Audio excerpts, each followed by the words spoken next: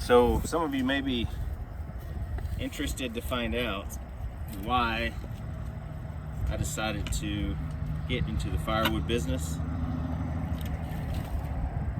or even get so obsessed about firewood. And I'd say it all started in 2008 when we first moved into our house. It had 2 wood burning fireplaces, and I've never lit an indoor or had an indoor fire or fireplace in any of my previous houses.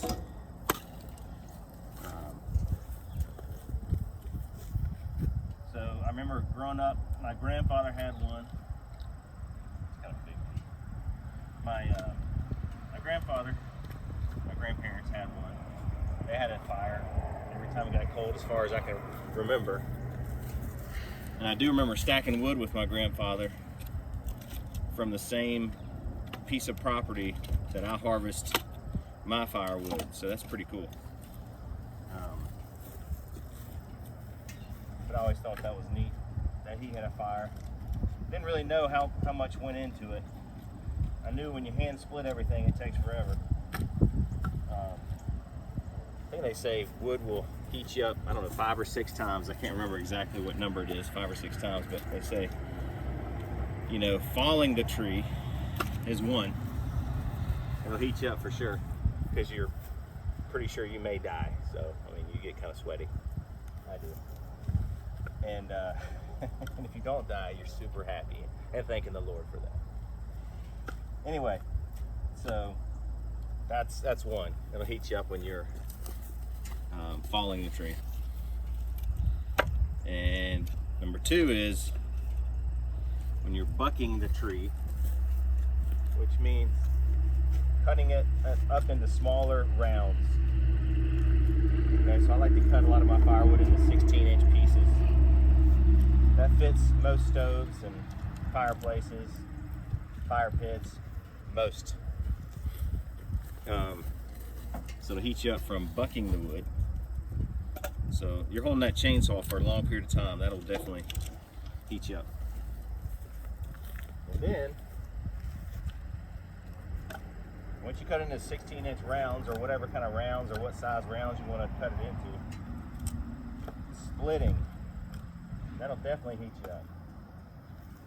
So what's that, 3 so far? Splitting. And 4 is stacking. And you can definitely get warmed up stacking firewood, depending on how much you got to stack, which I have a lot to stack here. So it's really nice weather outside. It's in the fall. High today is about 70, 68, 70 is perfect. So that's the 4th way. And the 5th way, finally, is you get to burn the wood, and that will definitely heat you up. Sitting next to a fire, fantastic. That's why I have such an appreciation for firewood and what it all involves. And because there's, I mean, I think that there's nothing like sitting in front of a fireplace, fire pit. I mean, grilling, you know. So, I mean, I've really gotten into it ever since we moved into that house. I have purchased a lot of firewood from other people, and I've realized that it's hard to trust that the wood is seasoned and dry appropriately. And so eventually I got to the point where I got sick and tired of all the smoke and having a hard time lighting the fire and keeping it going. I said, I can do this myself. I can figure it out. My parents have a piece of property not far from my house where I can learn how to fall trees. I can get a chainsaw. I can do all this stuff. Process my own firewood. And so that's when all that started. That started probably 17 or so, 2017, 2018. So am I an expert? No, I'm not an expert, but just from experience. Of me learning from a lot of other people on YouTube, which YouTube has been very helpful for me. There's lots of guys that I watch that have helped me learn how to run a chainsaw, fall trees, buck the trees,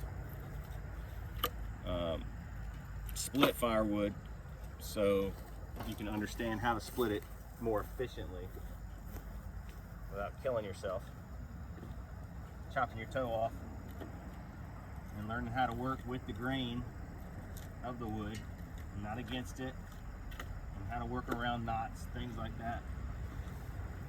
So I've learned a lot, and I think my wife Lauren would probably say, if you talk to her, she would probably say that I get a little obsessive about things, for sure.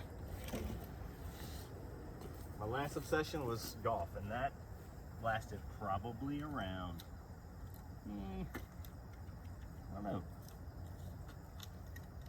16, 18 years, long time. The lowest handicap I ever got to, I think, was I don't know, 3, something like that. And I still wasn't a really good 3 handicap. I was just proud that I was a 3 handicap, even though it lasted for a short amount of time. Some guys just, if you learn how to swing the golf club correctly when you're young, it helps tremendously, because it'll save you a whole lot of time when you get older trying to figure out how to swing the club correctly, and not like you're trying to kill a snake in a phone booth like how I normally swing. Over the top, it's almost like I'm chopping wood. It's terrible. Anyway, so that's kind of, you know, I'm kind of obsessed about this right now. Who knows how long it'll last? There's a lot of people online that we call them wood hounds. I guess I'm considered a wood hound too, because I love splitting wood and working in the woods and having fires in the fireplace and solo stove, fire pits, whatever.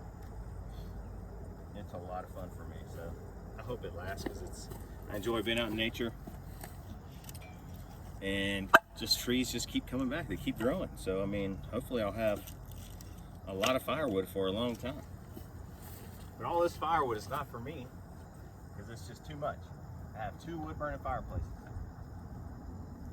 and I want to make sure that my firewood is seasoned and dry before I use it, or anybody that I sell it to uses it, for sure. So there's lots of different ways that I can tell if it's seasoned or dry or not. This is by far, for me, the most effective way for me to season the wood, is to leave it up to nature to do it for me. I don't put it in a kiln. I can't afford a kiln. I mean, kilns are crazy expensive. That's to be sure that it is dry and also doesn't have any bugs. That will kill all the bugs. Don't have that, but so I'm just using nature. This red oak right here that I just split, it's probably going to take around 1.5 to 2 years to season and fully dry, so it is ready to burn. So it's a lot of work. You gotta have a lot of time to let it sit here, let nature do its thing. Wind, sun. The heat really helps a lot in the middle of the summer. This is facing south, so this split end over here gets, you know, in the late afternoons gets the western side and the eastern side in the morning, which is really nice. So I get both end grains getting the sun, which has really helped me. I did put it underneath a lean-to when I first started splitting. It was green wood. I put it underneath a lean-to at our barn, and I started getting moldy wood. So I learned it's really green wood. It's got a lot of moisture in it, which is a lot of sweet gum does. A lot of sweet gum has when you first split it. It's green. It's probably not best to put it somewhere where you're not getting a ton of sun and wind, which I have figured that out. Red maple, I haven't really had much trouble with red maple, getting any mold or anything like that on it. But the sweet gum, for sure, the sweet gum is just, it's terrible to split. It's not a very good burning wood. It's okay. It's probably similar to red maple, but red maple just feel like it keeps better. If you were to put red maple outside, off the ground, it'll take a long time for it to rot. Sweet gum, on the other hand, it won't take long for it to rot if you keep it outside, even off the ground. So it's a very kind of, I believe it's a very finicky wood. We have a lot of sweet gum out here. So what I mostly harvest is the red oak, white oak. There's a million different species of both. But red oak, white oak, red maple, let's see what else, hickory, and the poplar that I split, because we do have some poplar out here. The poplar I split is normally for kindling, as well as the eastern red cedar, that's for kindling. And I have some loblolly pine, and that's also for kindling. So it's been a lot of fun for me. I just bought that splitter. I've never had a splitter of my own before. I've rented one before, but most of what I have out here in the wood yard has been hand split. It's a lot of work, but it's good exercise. I mean, even on the log splitter, you're picking up those big old logs every day, these big rounds. That's a lot of work too. But so yeah, so golf, I'm not really loving it so much anymore. I'd rather be out here in nature. I'm not saying you're not in nature playing golf, but I guess I'm not worried about a score. It's kind of nice. Because that always frustrated me about golf. It's just constantly just not living up to my own expectations.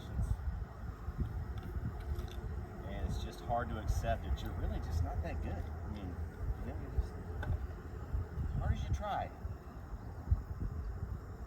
And I've spent money on golf lessons, and I'm not saying my swing has not gotten better, but I mean, it's hard to get that baseball kind of swing out of my system. So when I split wood, doesn't matter what kind of swing you have. As long as you're splitting that wood, you're doing a good job and not hurting yourself. So now that I have my own wood and season it and knowing how long it's been out here, I can give it to people and be sure that it is seasoned and dry. Because I have bought wood the last 15 years from people. I'm not saying everybody's like this, but a lot of them, you take their word for it, and they show up in the middle of the night saying the wood's ready, I'm here. We're never there on time. Can't really look at the wood to see how much they gave you or if it looks seasoned or not. And the last thing I want to do is get in a confrontation with the guy that's showing up at my house in the middle of the night,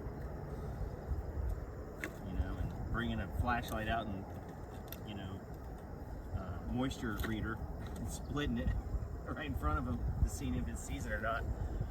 Yeah, so I just kind of took his word for it.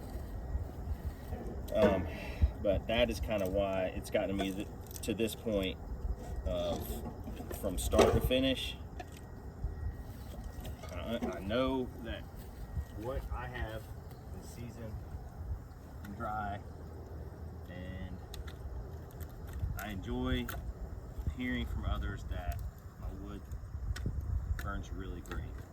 So, and it's just the right size. So that's Lauren's slogan for Raymer wood. It's just the right size. Why is it just the right size? Because my solo stove Yukon, and there's a lot of fire pits out there that take 16-inch pieces like this. But there are some that don't take 16-inch pieces. And it's frustrating when you go to a gas station and you've got this 16-inch piece of wood sticking out of your fire pit like this. It's sticking out. Maybe the fire pit stops right here and it's sticking out. That's the only way you can fit it in there. So my brother has a smaller one called the Solo Stove Ranger, and I have several customers that I sell to that have the Ranger, and it's meant for 12-inch pieces or so. And it's great, but you just got to have the 12-inch pieces in order for it to burn right and to be smokeless. If they're sticking out, you're not going to have a whole lot of smoke-free fires. definitely helps a lot. So I use this wood and I season it. If I have customers that call me that have the 12-inch solo stoves or whatever they have, the smaller, whatever fire pit they want to put it in, I can make just the right size. So that's where Lauren came up with that, not me. She's the smart one, everybody knows. You know, obviously it's the best thing I've ever done in my life is marry her. So thankfully the Lord gave me a good picker who picks smart women. And he always gave me that. Words to live by. Pick a smart woman. So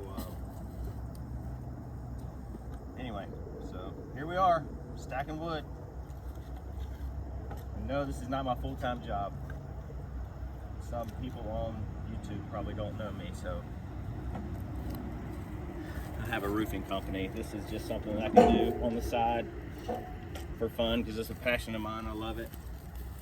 And I'm constantly learning. I don't know everything. I've just learned what I've done and learned from my mistakes about what to do, what not to do.